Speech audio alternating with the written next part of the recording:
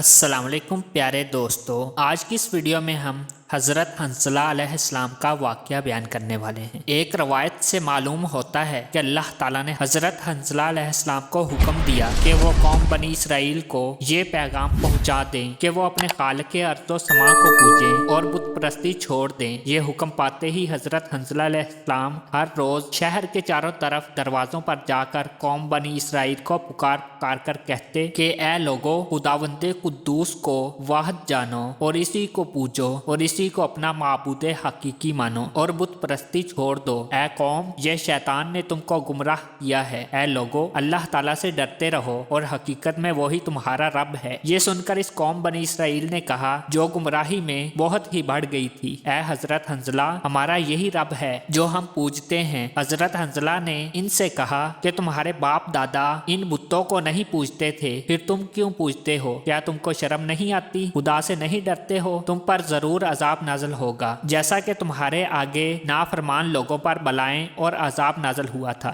اور تم لوگ عذاب خدا برداشت نہیں کر سکو گے۔ ہر چند ان کو ہر طرح خوف دلایا، لیکن وہ ہرگز ایمان نہ لائے اور برابر تکذیب کرتے رہے، بلکہ حضرت حنظلہ کو مار ڈالنے کے لیے مستعد ہو گئے۔ اور اس شہر کا بادشاہ، جس کا نام تیفور ابن تفیانوس تھا، وہ 12,000 اپنے ساتھ غلام اور اپنے ساتھ خزانے بے حد رکھتا تھا، اور لشکر بھی اس کا بے شمار تھا۔ اس مردود نے حکم کیا کہ تم لوگ حضرت حنظلہ کو پکڑ کر مار ڈالو۔ اور ادھر حضرت حنظلہ علیہ السلام رات دن بام قصر پر چڑھ کر اللہ تعالیٰ کی دعوت پکار کر لوگوں کو دیتے تھے اور ان لوگوں کو راہ حق بتاتے تھے، یہاں تک کہ وہ تبلیغ میں اس قدر بڑھ چکے تھے کہ قوم بنی اسرائیل رات دن آرام نہیں کر سکتی تھی اور نہ وہ صحیح طور پر سو سکتے تھے۔ ایک رات آپ نے کہا، اے قوم بنی اسرائیل، تم سب بت پرستی چھوڑ دو، ورنہ کل تم پر خدا کا عذاب نازل ہوگا اور تم پر مرگ مفاجات آ جائے گی۔ پس وہ لوگ کیونکہ اپنی موت سے بے خبر تھے، وہ نہیں جانتے تھے کہ موت کیسی ہے، کیونکہ اس قوم میں 700 برس تک کوئی بھی ان میں سے نہیں مرا تھا، اس لیے وہ حضرت حنظلہ کی بات پر یقین نہ کرتے تھے۔ جب ان پر غضب الہی نازل ہوا، یعنی ان پر عذاب الہی آیا، دوپہر کا وقت تھا اور اسی وقت ہر آدمی اپنے اپنے کاروبار میں مشغول تھا، کسی کو کوئی گمان بھی نہ تھا کہ عذاب الہی آج ہی آئے گا۔ اس عذاب الہی سے ہزاروں آدمی واصل جہنم ہوئے، اور جو لوگ باقی بچے وہ اپنے بادشاہ کے پاس جا کر سوختہ دل ہو کر کہنے لگے، اے جہاں پناہ، آج مرگ مفاجات سے بے شمار لوگ ہماری قوم کے مر گئے۔ تیفور عقل کے مہجور نے اس سے کہا کہ یہ مرگ مفاجات نہیں ہے، بلکہ تم حنظلہ کے شور و غل سے رات دن سو نہیں پاتے ہو، یعنی کثرت بیداری سے گرمی نے غلبہ کیا۔ یہ موت بے ہوشی کا عالم ہے، وہ سب مرے نہیں ہیں۔ اگر تم آزمانا چاہتے ہو تو ان کو سیخ چبو کے دیکھو، وہ اپنے آپ سے اٹھ بیٹھیں گے۔ پس تیفور مردود کے کہنے سے ان گمراہوں نے ویسا ہی کیا، لیکن ان میں سے کچھ بھی حس و حرکت نہ ملی۔ پھر بادشاہ تیفور سے جا کر کہا کہ آپ نے جو کہا تھا سو ہم نے کر دیکھا۔ بادشاہ تیفور بے شعور نے ان لوگوں سے کہا کہ سچ ہے، وہ مردے ہوں گے۔ پھر اس نے ایک ایسا بلند خانہ بنوایا کہ 12,000 برج اسی میں تھے، اور پھر حکم کیا کہ ہر برج میں ایک غلام ذرہ پوش ننگی تلوار ہاتھ میں لیے تعین رہے، کیونکہ موت اس قصر پر آنے نہ پائے۔ اگر موت آئے تو اسے مار کر ٹکڑے ٹکڑے کر دے، اور دروازے گنبد کے بند کر دو، اور درمیان ان گنبدوں کے ایک کوٹھڑی لوہے کی بنوائی، اور پھر اس میں سنگ مرمر لگایا، اور اس میں ایک شاہی تخت اور ہر قسم کی نعمتیں رکھ دیں، اور شمع روشن کی۔ تب وہ مردود تخت پر جا بیٹھا، کہنے لگا، اے موت، اب تو میرا کیا کر سکتی ہے؟ تو اس لوہے کی کوٹھڑی میں کس طرح آ سکتی؟ اب تو اس کے دروازے بھی بند کر دیے ہیں۔ وہ اسی گھمنڈ میں تھا کہ اچانک ایک مرد بڑا ہی ہیبت والا آ گیا، مارے ڈر کے چونک پڑا، اور معلوم ہوتا تھا کہ اس کی جان نکلی ہے۔ پوچھا، تم کون ہو؟ یہاں کیوں آئے ہو؟ اس نے کہا، میں اسرائیل ہوں۔ تیفور بادشاہ نے کہا، کیسے آئے؟ کہا، تیری جان قبض کرنے۔ تیفور بولا، آج مجھ کو مہلت دو، کل جو چاہو سو کرنا۔ تب ملک الموت چلے گئے، کیونکہ تیفور کی زندگی ایک دن ابھی باقی تھی۔ ملک الموت کے جانے کے بعد وہ مردود وہاں سے نکل کر ان غلاموں کو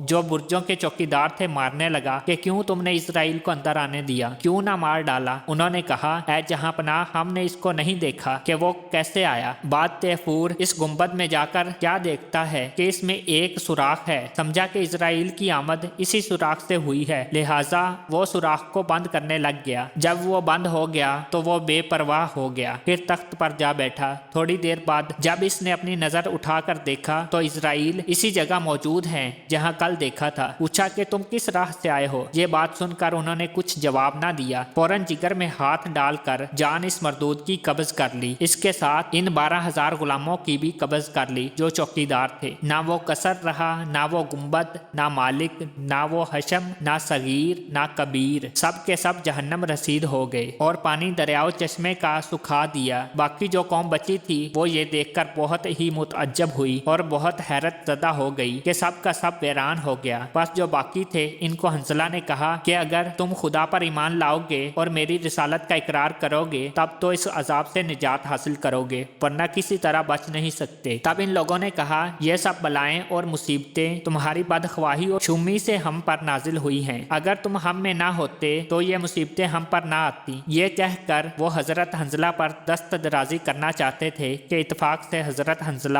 بیچ سے نکل گئے۔ اس کے بعد خدا تعالیٰ نے ایک سانپ ایسا بھیجا کہ اس شہر کا طول و عرض 36 کوس کا تھا۔ اس سانپ نے چاروں طرف سے احاطہ کر لیا اور شہر کو دبانا شروع کیا تاکہ مقامات ان پر تنگ ہو جائیں، اور چشموں سے دھواں نکلا، اسی دھواں سے اکثر لوگ ہلاک ہو گئے۔ پھر اس کے کچھ روز بعد حضرت حنظلہ علیہ السلام نے اس جہان فانی سے رحلت فرمائی، اور جو نعمتیں بنی اسرائیل نے شام کے عمالقہ سے پائی تھی وہ سب اپنے صرف میں لائے، اور عمالقہ کے لوگ جہاں سے ہزیمت پا کر زمین مغرب میں جا رہے۔ پھر ایک مدت مزید کے بعد قصد کیا اور اپنے دل میں خیال کیا کہ چلو بنی اسرائیل سے اپنی مملکت اور نعمتیں چھین لے، اور ہم لوگ کب تک اس ملک میں رہیں گے اور اسی طرح دکھ اٹھاتے رہیں گے؟ چلو ملک شام میں اپنے باپ دادا کی میراث پر بیٹھیں، اپنا دخل کریں، یہ بہتر ہے اسی زندگی سے کہ ان سے لڑ بھڑ کر مر جائیں۔ پس عمالقہ قوم اس تدبیر میں تھی اور قوم بنی اسرائیل اسی سے غافل تھی، تمام دن فسق و فجور میں مستغرق رہتے تھے، اور اپنی بدبختی کے مارے اللہ تعالیٰ نے بھی ان میں سے پیغمبری اور بادشاہی کو چھین لیا۔ تب یہ لوگ ذلیل و خوار ہو گئے۔ قوم عمالقہ نے آ کر ان سے لڑائی کی اور اس تابوت سکینہ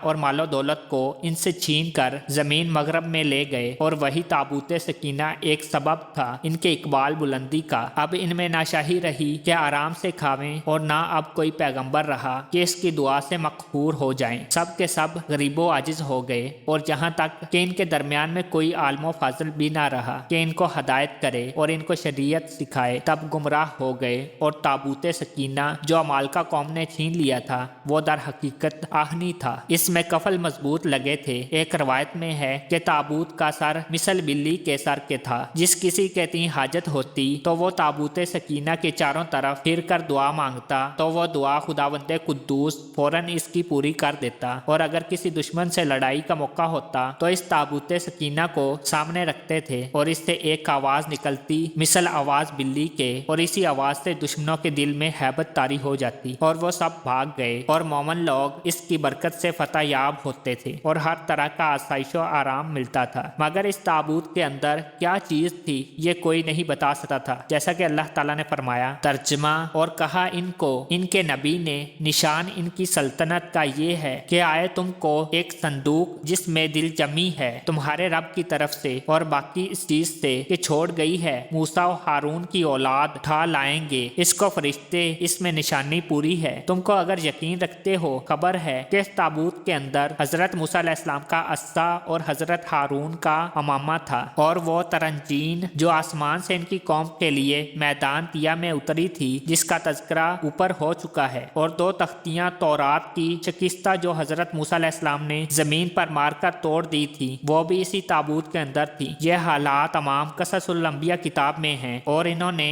تورات سے نقل کیے ہیں۔ بعد تفسیر میں مذکور ہے کہ بنی اسرائیل میں ایک صندوق چلا آتا ہے، اس میں تبرکات تھے۔ موسیٰ و ہارون کو جنگ جب پیش آتی اس کو سردار کے آگے لے چلتے اور پھر حملہ دشمن پر کرتے تو اسی وقت اس کو اپنے آگے دھر لیتے، پھر اللہ تعالیٰ اس کی برکت سے فتح دیتا۔ جب بنی اسرائیل بدنیت ہو گئے تو وہ صندوق ان سے چھین لیا گیا اور وہ غنیم کے ہاتھ لگا۔ اب جو طالوت بادشاہ ہوا وہ صندوق خود بخود رات کے وقت اس کے گھر کے سامنے آ موجود ہوا۔ صبح سبب اس کا یہ تھا کہ غنیم کے شہر میں جہاں اس کو رکھا تھا ان پر بلائیں نازل ہوئیں، شہر ویران ہو گیا۔ روایت ہے کہ بنی اسرائیل میں ایک شخص غریب مسکین تھا، اس کی 2 بیویاں تھیں، اس نے لڑکا جنا۔ لڑکے والی نے اس سے کہا تم نے ایک لڑکا بھی نہ جنا؟ اس نے کہا کہ اے بی بی، اللہ تعالیٰ کسی کو بے مانگے فرزند دیتا ہے اور کسی کو مانگنے سے بھی نہیں دیتا، اور میں تو اس کی درگاہ سے امیدوار ہوں کہ تم کو بے مانگے فرزند دیتا ہے اور مجھ کو بھی دے گا۔ پس اس نے تمام شب خدا کی عبادت کی اور اپنا سر سجدے میں رکھ کر دعا مانگی۔ اللہ تعالیٰ نے اس کی دعا کو قبول کیا اور ایک فرزند اس کو عنایت کیا، اور پھر اس کی والدہ نے اس فرزند کا نام شموئیل رکھا۔ جب وہ بڑے ہوئے اور تقریباً 40 برس کے ہوئے تو اللہ تعالیٰ نے ان کو اپنے فضل و کرم سے نبوت سے سرفراز کیا تاکہ وہ مخلوق خدا کو راہ حق دکھائیں اور اللہ تعالیٰ کی وحدانیت کا اظہار کریں، اور تاکہ دنیا سے گمراہ لوگوں کا خاتمہ ہو۔ تو پیارے دوستو، اگر آپ کو آج کی یہ ویڈیو پسند آئی تو اسے لائک کریں، شیئر کریں، اور چینل کو سبسکرائب نہیں کیا تو اسے سبسکرائب کریں، اور ساتھ ہی بیل کے آئیکن کو لازمی پریس کریں تاکہ ہماری نیکسٹ آنے والی ویڈیو کا نوٹیفیکیشن آپ تک باقاعدگی سے پہنچ سکے۔ اللہ ہم سب کا حامی۔